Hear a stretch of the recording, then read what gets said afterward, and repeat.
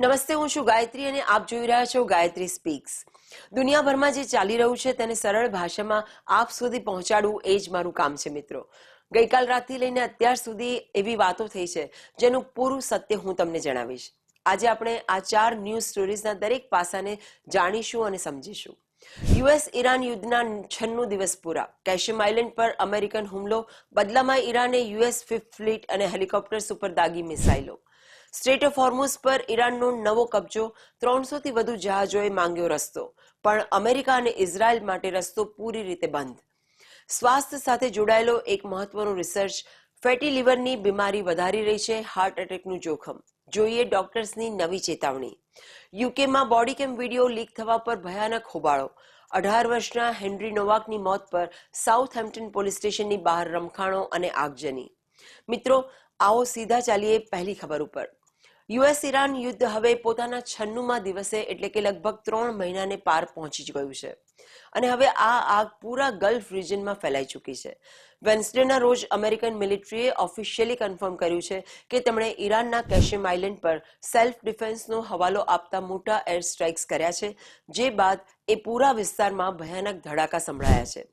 Tasnim news એજન્સીના જણાવ્યા મુજબ આ નવો વિવાદ ત્યારે શરૂ થયો જ્યારે અમેરિકન ફોર્સિસે સ્ટ્રેટ ઓફ હોર્મુઝ પાસે એક ઈરાનિયન ઓઇલ ટેન્કર ઉપર હુમલો કરીને તેના એન્જિન રૂમને પૂરી રીતે તબાહ કરી દીધો.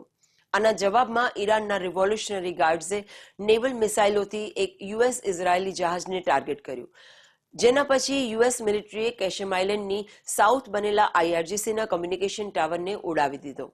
આ હુમલાથી ભડકેલા ઈરાને એક સાથે ઘણી મિસાઇલો અને ડ્રોન્સથી અમેરિકન ઠેકાણાઓ ઉપર મોટો પલટવાર કર્યો છે.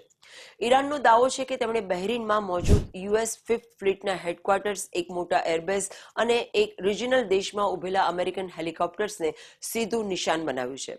આ મોટા વિવાદની અસર પાડોશી દેશો ઉપર પણ દેખાય છે, જ્યાં કુવૈતના એર ડિફેન્સ સિસ્ટમ્સે આવતા ઘણા ડ્રોન્સ અને મિસાઇલોને આકાશમાં જ ઇન્ટરસેપ્ટ કરી દીધા, જ્યારે બહેરીનની અંદર ડરના માર્યા વોર્નિંગ સાયરન વગાડવા પડ્યા. સેન્ટકોમે જણાવ્યું કે તેમણે હવામાં જ ઈરાનની ઘણી મિસાઇલોને ઝડપી પાડી છે, પરંતુ સ્થિતિ આ સમયે પૂરી રીતે આઉટ ઓફ કંટ્રોલ છે.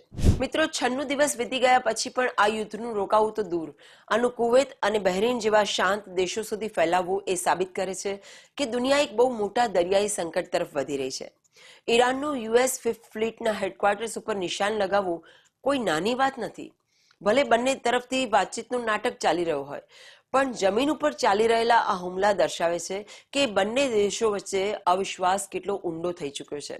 ટ્રમ્પ એડમિનિસ્ટ્રેશન આ સમયે દબાણમાં છે અને જો સ્ટ્રેટ ઓફ હોર્મુઝ પર ચાલી રહેલો આ બ્લોકેડ જલ્દી નહીં ખુલે તો ગ્લોબલ માર્કેટ અને ક્રૂડ ઓઇલના ભાવ એટલા વધી જશે કે દરેક દેશની ઇકોનોમી પ્રભાવિત થઈ જશે. સ્ટ્રેટ ઓફ હોર્મુઝને લઈને યુએસ અને ઈરાન વચ્ચે ચાલી રહેલી દરિયાઈ લડાઈ હવે એક નવા લેવલ ઉપર પહોંચી ગઈ છે. ઈરાન દ્વારા તૈયાર કરાયેલી નવી ઓથોરિટી, પર્શિયન ગલ્ફ સ્ટ્રેટ ઓથોરિટીએ એલાન કર્યું છે કે દુનિયાભરના ઓછામાં ઓછા 300 નોન ઈરાનિયન વેપારી જહાજોએ ત્યાંથી સુરક્ષિત નીકળવા માટે એપ્લિકેશન આપી છે. ઈરાન હવે આ મહત્વપૂર્ણ દરિયાઈ રસ્તા ઉપર એક પરમનન્ટ ટોલ સિસ્ટમ લગાવવાની કોશિશ કરી રહ્યું છે. PGSAના જણાવ્યા મુજબ આમાંથી 77% એપ્લિકન્ટ્સ મોટા ઓઇલ ટેન્કર્સ છે, જે પર્શિયન ગલ્ફથી નીકળીને એશિયા, ખાસ કરીને ચાઇના અને ઇન્ડિયા પહોંચવાની રાહ જોઈ રહ્યા છે, જે મિડલ ઇસ્ટના સૌથી મોટા ફ્યુઅલ બાયર્સ છે. પરંતુ ઈરાને આમાં એક મોટો ક્લેશ ઊભો કરી દીધો છે. PGSAએ સાફ કહી દીધું કે આ પરમિટ કોઈ પણ હોસ્ટાઇલ કન્ટ્રીને નહીં આપવામાં આવે, જેમાં અમેરિકા, ઇઝરાયલ અને તેમના સાથી દેશોના જહાજો સામેલ છે. તેમણે કહ્યું કે યુદ્ધની સ્થિતિમાં તેઓ માત્ર એ જ દેશોના જહાજોને પહેલા નીકળવા દેશે જે ઈરાનના મિત્ર છે. જૂના અહેવાલો મુજબ ઈરાન એક ઓઇલ ટેન્કરને નીકળવા માટે લગભગ $2 મિલિયન એટલે કે આશરે 18 કરોડ રૂપિયા સુધીનો ટોલ માંગી રહ્યું છે. આના વિરુદ્ધ અમેરિકાના ટ્રેઝરી સેક્રેટરી સ્કોટ બેસેન્ટે થોડા સમય પહેલા જ PGSA પર સેન્કશન્સ લગાવ્યા હતા અને બધા જહાજોને હિદાયત આપી હતી કે તેઓ ઈરાનને એક પણ રૂપિયો ના આપે. બેસેન્ટે કહ્યું હતું કે અમેરિકાના નેવલ બ્લોકેડથી ઈરાન પાસે પૈસા ખતમ થઈ રહ્યા છે, એટલા માટે તેઓ હવે દુનિયાના વેપારથી જબરજસ્તી પૈસા વસૂલવા માંગે છે. બીજી તરફ સમુદ્રની અંદર હિંસા અટકી નથી. ઈરાનના IRGCએ કન્ફર્મ કર્યું છે કે તેમણે કુવૈત પાસે ચાલી રહેલા પનામા ફ્લેગ્ડ MSC સારિસ્કાવ 5 નામના કન્ટેનર શિપ પર જે હુમલો કર્યો હતો એ અસલમાં અમેરિકન બ્લોકેડનો બદલો હતો, કારણ કે યુએસે તેમના વેસલ એમવી લિયાન સ્ટારને રોક્યું હતું. અમેરિકાએ પણ દાવો કર્યો છે કે તેમના વોરશિપ્સે પાછલા દિવસોમાં 121 કમર્શિયલ વેસલ્સને ઇન્ટરસેપ્ટ કર્યા છે અને 5ને પૂરી રીતે ડિસેબલ કરી દીધા છે. ઈરાન હજી પણ આ જીદ પર અડેલું છે કે ટોલ ટેક્સ લાગીને જ રહેશે, જ્યારે ટ્રમ્પ એડમિનિસ્ટ્રેશન ઈચ્છે છે કે રસ્તો પૂરી રીતે ફ્રી અને ઓપન હોય. મિત્રો, દુનિયાના 20% તેલના રસ્તા ઉપર ઈરાનનો આ ટોલ ટેક્સ લગાવવો દુનિયાના દરેક દેશ માટે ચિંતાની વાત છે, જે પેટ્રોલ અને ડીઝલ ઉપર નિર્ભર છે. ખાસ કરીને ઇન્ડિયાની વાત કરીએ તો એક ઓઇલ ટેન્કર નીકળવા માટે $2 મિલિયન આપવા પડે, તો આપ વિચારો કે જ્યારે એ તેલ ઇન્ડિયા દેશમાં એટલે પાછું પહોંચશે ત્યારે પેટ્રોલના ભાવ કેટલા વધી જશે. અમેરિકાએ જહાજોને પૈસા આપવાની ના પાડી છે, પણ વેપારી કંપનીઓ યુદ્ધના ડરથી ઈરાન સામે ઝૂકી રહી છે, જેથી તેમના જહાજ સેફ રહે.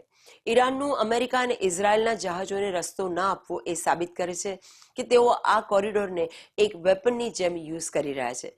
જો ટ્રમ્પે આ બ્લોકેડને થોડો નરમ નહીં કર્યો તો વેપારી જહાજો પર હુમલા હજુ વધશે અને માર્કેટ પૂરી રીતે ક્રશ થઈ જશે.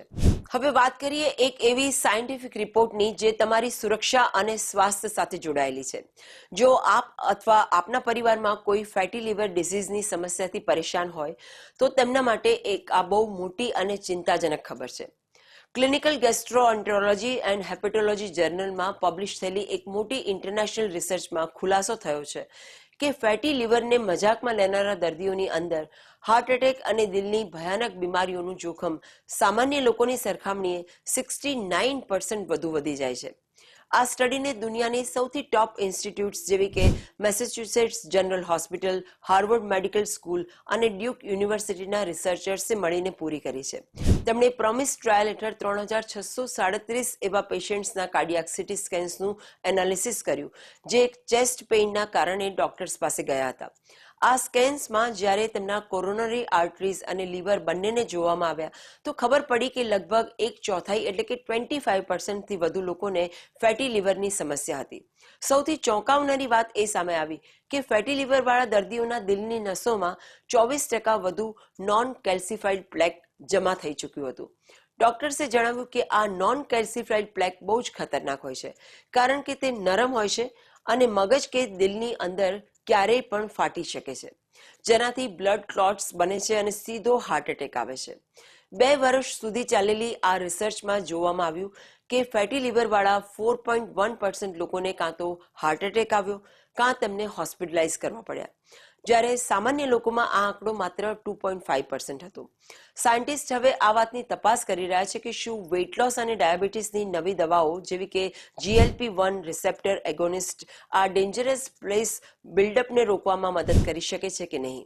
મિત્રો, આપણે અવારનવાર ફેટી લીવરને એક સામાન્ય સમસ્યા સમજીને છોડી દઈએ છીએ કે થોડું ઘણું ફેટ છે તો બધાને હોય છે, પરંતુ હાર્વર્ડ અને MITના ડોક્ટર્સની આ રિસર્ચ આપણી આંખો ખોલવા માટે પૂરતી છે. લીવરનું ખરાબ થવું સીધું તમારા દિલની નસોમાં કોલેસ્ટ્રોલના ફાટવાળા બોમ્બ તૈયાર કરી રહ્યું છે. 69% વધુ જોખમ કોઈ નાનો આંકડો નથી. મારા હિસાબે જો તમારા ઘરમાં કોઈને ચેસ્ટ પેઇન કે લીવરની સમસ્યા છે તો તેમણે તરત જ પોતાનું રૂટીન ચેકઅપ કરાવવું જોઈએ અને શોર્ટકટ દવાઓના બદલે પોતાનું ડાયટ અને લાઇફસ્ટાઇલને બદલવી જોઈએ. સ્વાસ્થ્યના મામલામાં બેદરકારી સીધી જાન ઉપર ભારે પડી શકે છે, એટલા માટે સાવધાની જ અસલી ઢાલ છે. યુનાઇટેડ કિંગડમથી આ સમયે એક બેહદ શર્મનાક અને ભયાનક ખબર સામે આવી રહી છે, જેણે પૂરા બ્રિટનને ગુસ્સામાં નાખી દીધું. સાઉથ હેમ્પ્ટનની એક કોર્ટમાં 23 વર્ષના વિક્રમ દિગવાને 21 વર્ષની જેલની સજા સંભળાવ્યા બાદ પોલીસે એક 18 વર્ષના વ્હાઇટ સ્ટુડન્ટ હેનરી નોવાકની મોતનો સિકનિંગ બોડીકેમ વિડીયો પબ્લિક કર્યો છે. આ વિડીયો સામે આવતા જ પૂરા યુકેમાં લેફ્ટ વિંગ PM કીર સ્ટારમરની સરકાર સામે ભયાનક રમખાણો અને પ્રોટેસ્ટ શરૂ થઈ ગયા છે. ઘટના મુજબ ડિસેમ્બર 2025માં એક રાત્રે બહાર નીકળવા દરમિયાન વિક્રમ દિગવાએ એક 8 ઇંચના શીખ કિરપાણથી હેનરી નોવાક પર અનપ્રવોક્ડ હુમલો કર્યો અને તેમના દિલ અને પગ પર 5 વાર કર્યા. જ્યારે બ્રિટિશ પોલીસ મોકા ઉપર પહોંચી તો કિલર દિગવાએ જૂઠું કહ્યું કે હેનરીએ તેના ઉપર રેસિસ્ટ કોમેન્ટ્સ કર્યા હતા. વિડીયોમાં જોવામાં આવ્યું કે હેનરી જમીન ઉપર લોહીલુહાણ પડેલો છે અને પોલીસને રડીને કહી રહ્યો છે કે હું શ્વાસ નથી લઈ શકતો, મને ચપ્પુ મારવામાં આવ્યું છે. પરંતુ વોક પોલીસ અને રેસિઝમના આરોપથી ડરનારી હાર્ટલેસ પોલીસે અસલી વિક્ટિમ હેનરીને જ હેન્ડકપ્સ લગાવી દીધા અને તેમને રાઇટ્સ વાંચી સંભળાવવા લાગ્યા. પોલીસના એક ઓફિસરે તો હસીને કહ્યું કે મને નથી લાગતું કે તેને ચપ્પુ વાગ્યું છે. હેનરીએ મોકા ઉપર જ દમ તોડી દીધો. આ વિડીયો આવતા જ રિફોર્મ યુકેના નેતા નાઇજેલ ફરાઝે સરકાર ઉપર તીખો હુમલો કરતા કહ્યું કે કોપ્સની અંદર રેસિસ્ટ કહેવાનો ડર એક બાળકની જાન બચાવવા કરતાં વધુ મોટો હતો. આપણે આના ઉપર પૂરા તીવ્ર આક્રોશ સાથે જવાબ આપવો જોઈએ. આ નિવેદન બાદ ટ્યુઝડે રાત્રે સાઉથહેમ્પ્ટન પોલીસ સ્ટેશનની બહાર હજારોની ભીડ જમા થઈ ગઈ અને રમખાણો ભડકી ઉઠ્યા. રાઇટર્સે પોલીસ ઉપર ફ્લેર્સ, પથ્થર, બોટલો અને કચરાના ડબ્બા ફેંક્યા, જેનાથી ઘણી જગ્યાએ આગ લાગી ગઈ. પીએમ કિડ સ્ટારમરે વિડીયો જોઈને દુઃખ વ્યક્ત કર્યું છે, પણ તેમણે ફરાઝ પર દેશમાં ડિવિઝન ફેલાવવાનો આરોપ લગાવ્યો છે. વિક્ટિમના પરિવારે જનતાને શાંતિ જાળવી રાખવાની અપીલ કરી છે. મિત્રો, યુકેનો આ વિડીયો જોઈને કોઈનું પણ દિલ બેસી જાય. એક તરફી વોક અને પોલિટિકલ કરેક્ટનેસના ચક્કરમાં ત્યાંની પોલીસ એટલી આંધળી થઈ ચૂકી છે કે તેમને એક મરતો છોકરો ના દેખાયો, બલકે તેઓ આ વાતથી ડરી રહ્યા હતા કે જો તેમણે કિલર પર તરત એક્શન લીધું તો તેમના ઉપર રેસિઝમનો ટેગ ના લાગી જાય. નાઇજેલ ફરાઝનો ગુસ્સો બિલકુલ સાચો છે. જ્યારે દેશનો કાયદો ઇન્સાનની જાન કરતા ઉપર પોલિટિકલ અપેઝમેન્ટને રાખવા લાગે તો સમાજનું પતન નક્કી છે. વિક્રમ દિગવાનું શીખ ફેથનું બહાનું બનાવીને ચપ્પુ લઈને ફરવું અને પછી જુઠ્ઠું બોલવું આપણી પૂરી કમ્યુનિટીની આઈડેન્ટિટીને ખરાબ કરે છે. કીર સ્ટારમરની સરકાર આ સમયે પૂરી રીતે ફેલ દેખાઈ રહી છે. જો પોલીસે સાચા સમયે હેનરીને હોસ્પિટલ પહોંચાડ્યો હોત તો તે આજે જીવતો હોત. આ રમખાણો બયાન કરી રહ્યા છે કે જનતાનો ગુસ્સો હવે આઉટ ઓફ કંટ્રોલ થઈ ચૂક્યો છે. આપને શું લાગે છે કે શું યુકે પોલીસનો ડર સાચો હતો કે તેમણે હેનરી સાથે અન્યાય કર્યો? પોતાની વાત કમેન્ટમાં જરૂરથી જણાવજો. વિડીયોને લાઇક કરો, મિત્રો સાથે શેર કરો અને જોડાયેલા રહો આગળની વાત માટે. મળીએ છીએ આગામી વિડીયોમાં. ત્યાં સુધી ટેક કેર.